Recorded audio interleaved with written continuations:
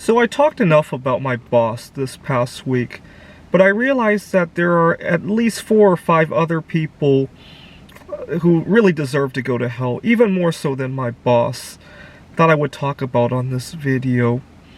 When I was in 5th grade, my neighbors, we lived in a suburb of Pittsburgh, my neighbors used to love to bully me because I was ahead in school in some subjects, and I think there was a little bit of jealousy going on.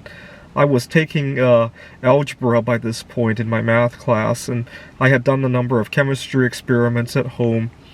And I think it created a little bit of a rift between my neighbors and I. I didn't have the kind of social skills they had, so it created a little bit of a rift, if you will.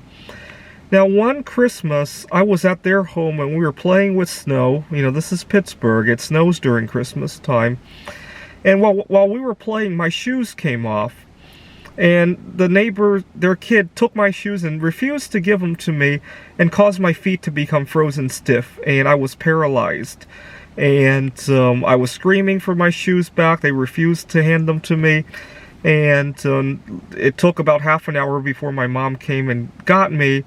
And it took me 2 hours in the shower to get warmed up. And at the time, I wasn't terribly upset. I was thinking, you know, maybe we could go back and play. And my mom was really upset. It wasn't until years later that I realized I had false friends.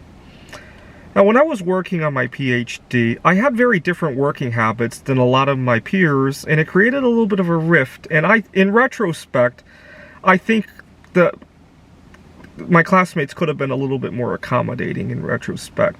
You see, I have a hard time working when it's full-on work, like in front of a computer. The best ideas come to me when I'm sitting in a cafeteria just chit-chatting with my classmates. Unfortunately, that's the last time they want to discuss any sort of work, right?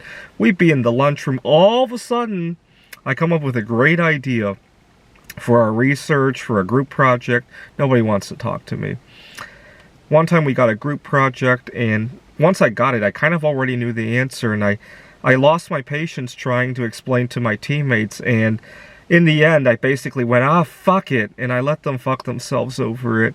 I ended up getting a B in that class. All my classmates got A's. At least I got my PhD, but that was a very frustrating class, if I remember correctly, because in my mind, I should have gotten the A, and they should have gotten B's. They only got A's because they knew how to fuck each other. I had a roommate when I was working on my PhD as well, and we got into a disagreement. He owed me money for utilities, and he refused to he borrowed something and lost it. I can't remember the details, but he owed me about $400, and he stopped communicating with me, and I had to well, unfortunately, had he not had the money and told me, I may have let it go, but his ignoring me and his excuses and his ha-has on Facebook, I ended up filing a small claims court case against him. Now, what was really interesting was that one of the TV judges picked it up and called us. I think it was Judge Mathis. And, you know, he and I were both in school. He was working on his undergraduate degree. I was working on my PhD.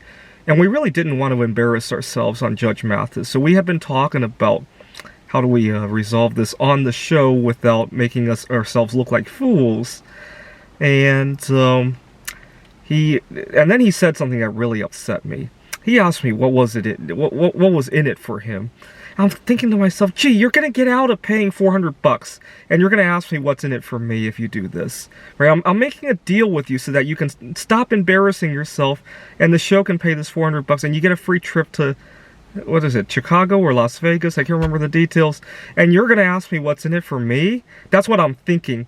And long story short, he ended up sabotaging going to the judge, and the TV show eventually dropped us because he sabotaged not answering their phone calls, and I eventually had to work on my PhD, and I forgot about the matter, but he's one of the few people in my life that I would think would need to go to hell over something, just because of his attitude. If he said, I lost, I think he borrowed an external hard drive, I lost it, I don't have the money for the utilities, or whatever the situation is, I may have let it go. But his ha-has, you know, on Facebook that he thought I didn't see, and his ignoring me was just a little bit too much. And I kind of wanted to put my foot down. Now I do private tutoring. I had a client whose mother drove me insane. What had happened was I was working with the client at his home, and this had gone on for a number of months. And then his mom explained that she needed to travel home to South Korea because she had an ailing family member, whatever the situation is. And she said, just continue doing it I think it was Tuesday and Friday. I'll pay you when I get back. Now, I continued working with him for 3 weeks. So this would have been 6 sessions later that she owed me some amount of money for. And she came back and said that there was a significant problem. All of them were going to head to South Korea. And at the time, this is where being nice sometimes backfires. I told them, just pay me back when you get back. When they got back, they kept dragging their feet about things. And I told them, I'm going to drive by your area. I drove by. The kid answered the door. It was, if I remember correctly, a weekday afternoon. The kid answered the door, and I said, "Oh, is your mom home?" And he explained that his parents are sleeping, which is a weird time of the day and the week. But I let it go, and I went to they were in a suburb of Seattle, and I went to a local park there. I love sightseeing anyway, and I thought, gee, I'll just go back when they're awake. He told me to come back in an hour. I got back, his mom answered the door, and now looking back at it, it hit me that she didn't look like she had just woken up from sleep. And she explained that they needed to get cash out of the bank account or something like that, and they are a good 30-minute drive away. Thank God gas prices weren't where they were today, because I would have been pretty upset about that. Now, eventually they did pay me, but they made me jump through a lot of hoops, almost like they were hoping I was going to give up or something like that. Anyway, I deal with a lot of people who deserve to go to hell. Fortunately, I don't believe hell exists, but if it did, these would be, especially the kid who hid my shoes and the guy who I had to take to Judge Mathis. Those two people really need to go to hell.